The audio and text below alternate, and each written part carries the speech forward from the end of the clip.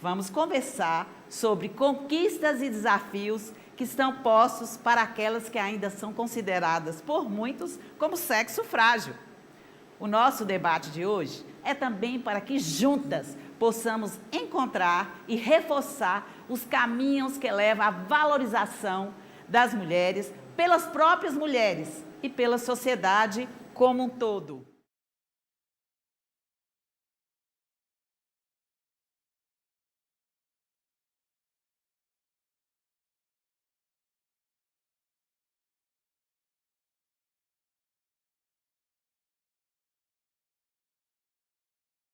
Boa tarde, Aline. Agora sim, boa tarde especialmente a todas as mulheres, boa tarde a todos. Estou aqui para compartilhar um pouquinho com vocês sobre algumas experiências, sobretudo com relação à minha descoberta como mulher negra, né? Eu costumo dizer que eu sou mulher negra faz 5 anos.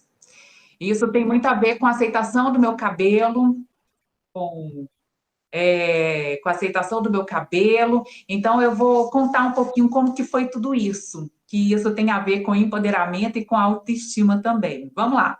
Aos 7 anos de idade, eu já queria ser jornalista, eu ficava assistindo muita televisão, pegava o desodorante do meu pai, fingia que era microfone, ficava falando para cima e para baixo, entrevistando minha mãe, meu pai, meus irmãos. E aí eu perguntei para minha mãe aos 7 anos de idade se tinha como trocar a cor da minha pele. Alguma coisa, né? Eu já entendia que eu não poderia estar, por exemplo, na televisão porque não tinha ninguém com a cor da minha pele na televisão. Aí a minha mãe me explicou, respondeu que não tinha como trocar a cor da pele, mas na adolescência eu descobri que se não tinha como trocar a cor da pele, era possível alisar o cabelo. E aos 15 anos de idade eu fui para o salão, me submeti às técnicas de alisamento, né, para mudar a estrutura do meu fio, para alisar o cabelo e ficar mais parecido com todo mundo que estava ao meu redor, que estava na televisão, que estava na revista, que estava em todos os lugares. Eu não via ninguém parecido comigo em lugar nenhum, né? Então foi isso que aconteceu e durante muitos anos eu fiquei com o meu cabelo alisado, durante mais cerca de 15 anos. Até que um dia eu fui a um salão aqui em Belo Horizonte e o cabeleireiro ele me perguntou, Aline, fui cortar, aí ele me perguntou, Aline, como é o seu cabelo natural? Eu parei e pensei, como é o meu cabelo natural? Não sei, não faço mais ideia. Eu não lembrava mais como era o meu cabelo natural. E aí ele perguntou assim, por que você não deixa o seu cabelo crescer natural? Por que você sempre faz alisamento, relaxamento, os processos químicos de alisamento, né, para alterar a estrutura do fio? E aí eu parei para pensar, aquilo foi muito profundo, sabe? Eu tentando buscar uma resposta, eu não tinha respostas. E aí eu sei que naquele dia eu decidi que não iria mais fazer as químicas de alisamento. Eu iria parar de alisar o meu cabelo e deixar meu cabelo crescer natural, que é o processo de transição capilar, que a gente chama, né? Transição capilar, quando você deixa o seu cabelo crescer natural, depois de ter feito química, porque a química, ela é irreversível, né? Não existe nenhum produto que você consiga passar para voltar com os cachos, só o crescimento natural mesmo. E aquilo foi, como eu disse, me provocou muitas reflexões, né? Por que eu faço isso? Por que eu fiz aquilo? Por que eu faço alisamento? E aí eu sei que nesse dia eu saí do salão e corri para casa para abrir o álbum de família, para saber como era o meu cabelo natural, porque eu não sabia mais como era, eu tinha perdido, né? Essa memória, essa referência. E aí eu costumo dizer que quando eu fui lá no álbum de família, eu fui fazer as pazes comigo mesma.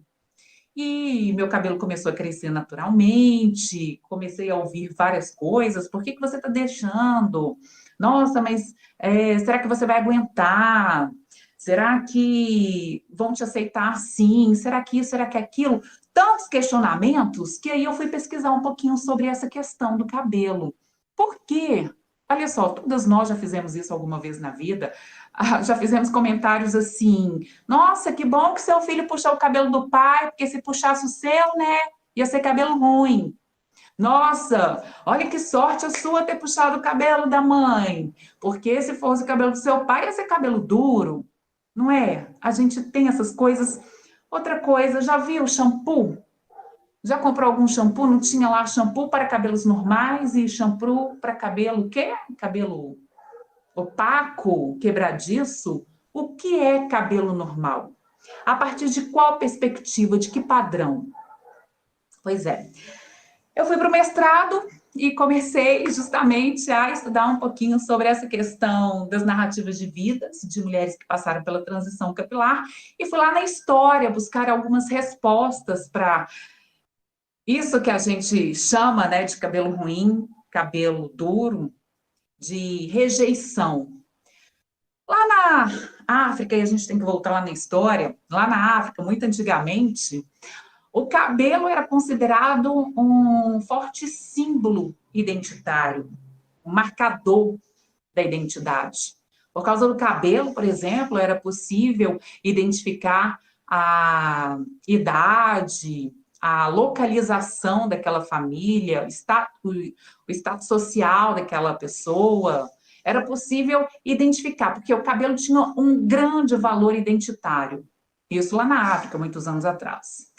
Só que o que aconteceu? Africanos foram escravizados, retirados à força de seu continente.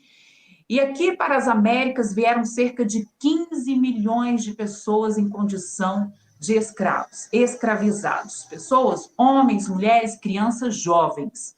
O Brasil recebeu a maior parte, cerca de 4 milhões. E quando essas pessoas escravizadas chegavam aqui no Brasil, elas tinham o cabelo raspado, com a justificativa de higienização, mas não, a intenção era o apagamento da memória, o apagamento do pertencimento ético. Então, o cabelo era raspado, uma violação, porque, como diz Michelle Perrault, que é uma historiadora parisiense, né? Quando você raspa o cabelo de uma pessoa nesse contexto, você é uma simbologia de posse, uma possessão. Então, tinha um cabelo raspado para ter esse apagamento, principalmente esse apagamento do pertencimento da memória, né? E aí, depois disso, a gente tem todo o período escravocrata, que dentro do sistema escravocrata, o que acontecia? O senhor, ele escolhia os escravos, as pessoas escravizadas, aliás, elas eram colocadas em praça pública, na rua, para serem vendidos. E aí existia a venda pela aparência, né? Muitos valia mais aquele que tinha uma aparência melhor, que tinha todos os dentes da boca, enfim. E aí, então, o senhor, ele compra, leva para a fazenda, e também há uma classificação, uma hierarquização dentro desse sistema escravocrata. As consideradas mais bonitas ficavam dentro da casa, a gente sabe, para fazer os afazeres domésticos, mas também para serem estupradas. E as consideradas menos bonitas, elas iam para a lavoura. E nesse sistema escravocrata, que também você tem o surgimento do cabelo, da mistura do cabelo cacheado, e tem as escravizadas com cabelo natural crespo, você começa a criar aí um sistema de hierarquização, de padronização e de beleza. Grada Quilomba, que é uma escritora portuguesa maravilhosa, ela diz que só se torna diferente se tem alguém para se ditar como norma, como padrão. E o que acontece nesse sistema todo? Quando o europeu ele vem, ele se coloca como norma, como padrão, inclusive de beleza. Então, os africanos, que lá atrás, como eu contei, eles tinham essa forte ligação com o cabelo como uma grande marca identitária, chega e se depara com o europeu, que se coloca como padrão, como a norma a ser seguida, como ideal, então entra em choque mesmo, se coloca... Esse é o ideal, esse é o padrão de beleza, eu estou longe desse padrão de beleza, cria, nesse momento, aí do processo escravocrata, essa ideia do cabelo ruim, do cabelo bom. Essa ideia do feio e do bonito, do padrão que eu quero seguir, do padrão que tem que ser seguido. E por essa comparação, né? Como eu disse, da grada quilomba só se torna diferente se tem alguém para se ditar como norma, como padrão. Nesse contexto todo, a gente tem, então, essa elaboração do cabelo ruim, do cabelo bom, da beleza, do modelo eurocêntrico como ideal a ser seguido.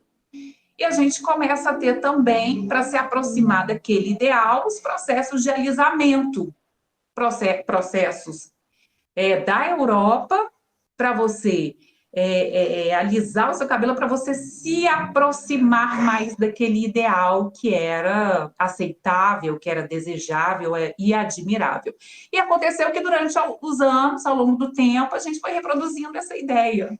Simplesmente isso, né? A gente foi reproduzindo esse padrão durante muitos anos, e o quê?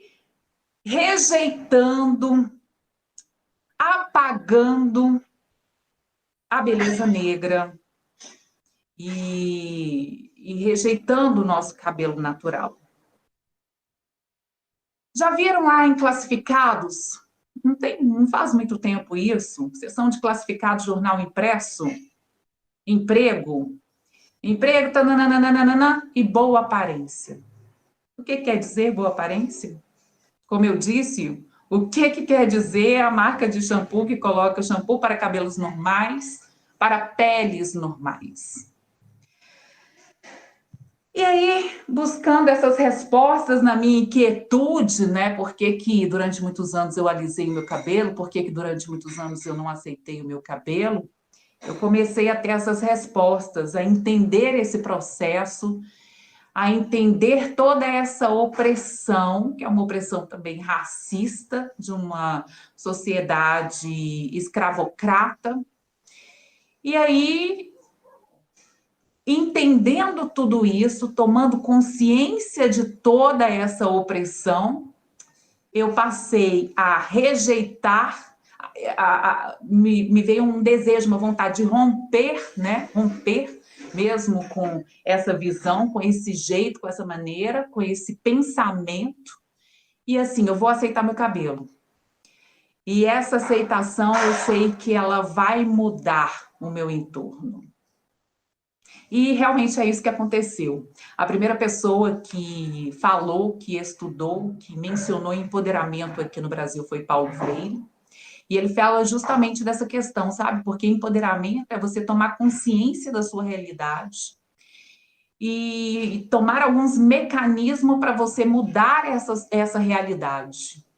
Então, empoderamento, no meu caso, foi eu tomar a consciência dessa questão que me impunha um cabelo liso, no processo de embranquecimento, de embranqueamento, para eu chegar perto daquele ideal que foi criado lá atrás, na época da escravidão, e tomar consciência disso tudo e me opor a tudo isso, e falar assim, não, eu não vou aceitar esse padrão, não vou aceitar como única e exclusivamente esse padrão, esse sistema de opressão. Então, eu assumi meu cabelo faz 5 anos, né, nessa tentativa de romper com tudo isso, e nesse aceitar o cabelo, de você ver o cabelo crespo, crescendo, cacheado, e olhar no espelho e falar assim, nossa, eu tenho todas as características de uma pessoa negra. Eu tenho essa característica, eu tenho meu cabelo, a minha pele, o meu corpo, ele não é esbelto como de todas as modelos, de todas as pessoas que estão na revista. E tá tudo bem com isso, é o perfil, né, da minha raça, é esse. E tá tudo bem com isso, eu sou bonita, existe beleza além daquela dita como única. Eu costumo dizer que não existe um cabelo bom, cabelo ruim. São cabelos diferentes nesse universo de miscigenação que o Brasil se transformou, né? Foi um erro a gente colocar como um padrão único. Foi um erro a gente ter postergado, a gente ter reproduzido isso esse tempo todo. A gente colocou em situação de invisibilidade várias mulheres E o tanto, assim, que nós crescemos sem referência. Eu, na minha adolescência, por exemplo, eu chegava no banheiro para escovar dente, eu baixava a cabeça para eu não me enxergar no espelho. Não me achava bonita, porque em lugar nenhum eu via alguém como eu, que era considerada bonita. Mas tomar consciência de tudo isso, entender esse processo que foi, me fez me posicionar de forma diferente em frente ao espelho. Sim, eu sou bonita com as minhas características, com meu cabelo crespo, com meu corpo grande, com minha boca larga, com meu nariz largo, e está tudo bem isso, né? Existem várias belezas e é isso. Não existe um padrão único. Esse padrão único que foi colocado, a gente precisa romper com essa ideia e olhar todas nós com muito carinho, olhar todas com um olhar de pluralidade. Somos diferentes, somos talentosas, cada uma com seu talento, cada uma com a sua beleza. E isso que é bonito, né, do nosso povo, é a pluralidade, as belezas tão diferentes e tá tudo bem. Cada uma é bonita do seu jeito. E foi essa descoberta, essa é a colaboração que eu tenho aqui para fazer aqui, para deixar o meu relato. E é um relato também para a gente pensar em como a gente olha para o outro, o que a gente fala com o outro, não é? Porque certamente muitas de nós aqui já falamos isso. Nossa, seu cabelo, que bom que você puxou do pai e da mãe porque é liso. Quantas vezes a gente achou, eu recebo depoimentos e relatos de mulheres assim, nossa, eu trabalho no fórum e eu acho que no fórum não dá para trabalhar com cabelo natural. Eu recebo depoimento, por exemplo, de mulheres que falam assim, nossa, toda vez que eu vou sair de casa, minha mãe pergunta se eu não vou arrumar o meu cabelo, porque eu estou saindo com o meu cabelo natural. Por quê? Porque nesse processo todo que eu contei para vocês, o cabelo cacheado, o cabelo crespo, ele foi muito relacionado a um cabelo bagunçado, desarrumado, desajeitado, sujo. Teve toda essa relação com o cabelo cacheado e crespo. Então a gente precisa desconstruir essa ideia. Olha, meu cabelo não está bagunçado, não, está tudo certo com ele, ele é assim, né? Muita gente às vezes me escreve, manda, você não arrumou seu cabelo, você não penteou o seu cabelo. Gente, é um cabelo liso que você finaliza de um jeito, que é de um jeito, tem um cabelo cacheado e crespo, que é de um outro jeito, que tem o volume, né? Muitas vezes o que incomoda muito a pessoa do cabelo crespo e cacheado é o volume, porque é o volume, esse volume que dá uma ideia, que tinha uma ideia lá antigamente de selvagem, que precisa ser domesticado. E aí o volume é o que mais incomoda as mulheres de cabelo crespo e cacheado, e por isso elas buscam os processos de alisamento, as químicas para alisar o cabelo, mas porque a gente foi reproduzindo essa ideia de que não era bonito, né?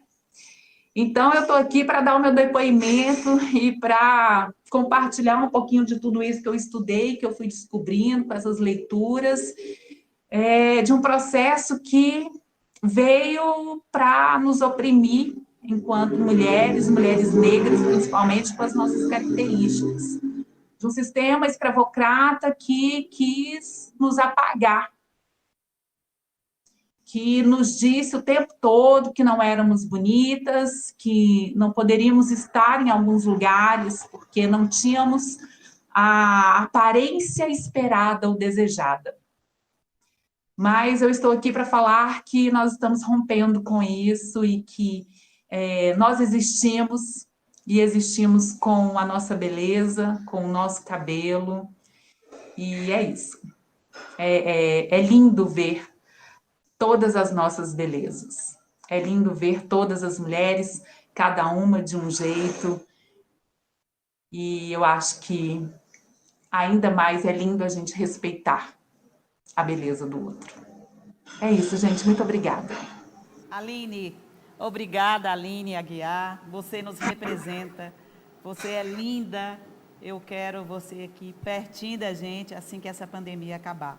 Maravilhoso te ouvir, você abrir aqui os nossos trabalhos no Delas.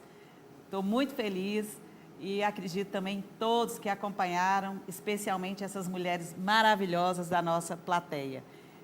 Boa tarde a todas que estão aqui neste momento, a todos que também estão nos assistindo. Muito obrigada pelo convite, Raquel, muito obrigada por estar participando